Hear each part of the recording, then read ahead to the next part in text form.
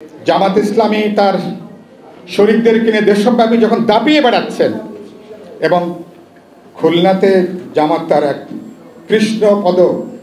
কৃষ্ণপদ পর্যন্ত জামাত ইসলামী যখন পৌঁছে গেছে, কৃষ্ণপদকে যখন গুরুতর ধর্ম সংকটের মধ্যে ফেলে দিয়েছে, এবং তখন দেখা যাচ্ছে বিএনপির তাদের আচরণে 18 মাসের বছর তারা বিবেচনা করছেন কিনা, এবং তাদের কাজ দেখে ইতিমধ্যেই যারা বিএনপির সমর্থক, বিএনপির ভোটার, যুগপৎ আন্দোলনের শরীকদের মধ্যে ইতিমধ্যে উদ্বেগ উৎকণ্ঠা তৈরি হয়েছে।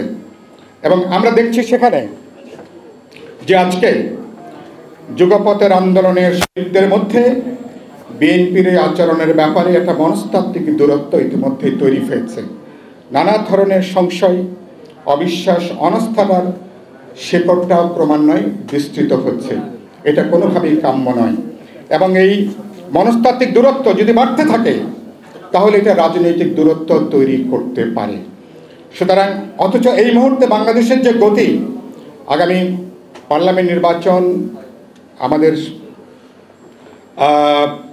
আমার গণভোট, এরপরে যে সংস্কারের যে কাজ, সুতরাং চোখের মণির মতন করে যুগপৎ আন্দোলনের ঐক্যটাকে ধরে রাখা দরকার।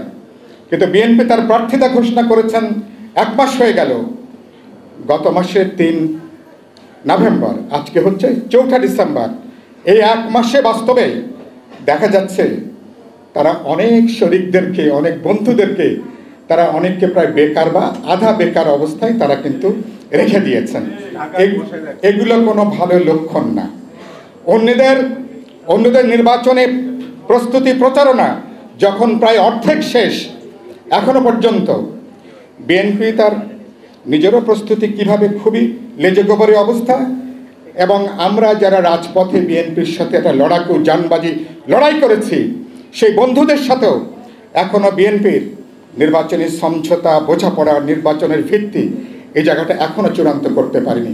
বিএনপির বন্ধুদেরকে বলতে চাই, 18 মাসের বছরটা বিবেচনা করা ঠিক হবে না, সময়টা একেবারেই হাতে গোনা। খুব দ্রুত লয়ের সাথে আপনাদের এই আলাপ আলোচনাটাকে সম্পন্ন করা দরকার। আমাকে অনেকে প্রশ্ন করেছেন, বিএনপির সাথে যদি শেষ পর্যন্ত গণতন্ত্র মঞ্চের বোঝাপড়া না হয় তাহলে কি হবে?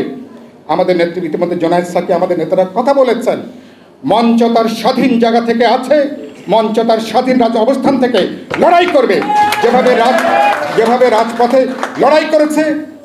সুতরাং আমাদের রাজনৈতিক ভবিষ্যৎ আমাদের দল এবং মঞ্চের উপরে। সুতরাং আমাদের ভবিষ্যৎ জনগণের উপরে, ভোটারদের উপরে। আমাদের সারা জীবনের আমাদের যে লড়াই, ফ্যাসিবাদ বিরোধী লড়াই, স্বৈরতন্ত্রের বিরুদ্ধে, দুর্নীতির বিরুদ্ধে, অন্যায়ের বিরুদ্ধে একটা সাম্যভিত্তিক গণতন্ত্রের সমাজ প্রতিষ্ঠা যে লড়াই, যে কোনো মূল্যে গণতন্ত্র মঞ্চ এবং তার শরিকেরা সেই লড়াইকে আমরা অব্যাহত রাখব। আমি শেষ করব যেটা বলে, যে আজকে এরকম একটা জায়গা থেকে আমি বলবো যে আমি বিএনপির উদ্দেশ্যে বলতে চাই, মেহেরবানি করে তীরে এসে তরি ডোবাবেন না। সুতরাং তীরে এসে তরি ডোবানোর কৌশল এটা কোনো ভালো কথা না। সুতরাং সেই জায়গা থেকে আপনারা বাস্তবতাগুলোকে উপলব্ধি করবেন। বাংলাদেশ এটা কঠিন অবস্থার মধ্য দিয়ে হাঁটছে। এ সময় বন্ধু বাড়াতে হবে, মিত্র বাড়াতে হবে। প্রতিপক্ষ যখন তার দোদুল্যমান মিত্রদেরকে কাছে টানছে, যখন তারা তাদের রাজনৈতিক ঐক্যটাকে গড়ে তুলছে, তখন আপনারা সম্ভাব্য মিত্র বন্ধুদেরকে আপনাদের আচরণের জন্য প্রতিদিন প্রায় আপনারা দূরে ঠেলে দিচ্ছেন কিনা, এই প্রশ্নটা বিবেচনার মধ্যে রাখবেন।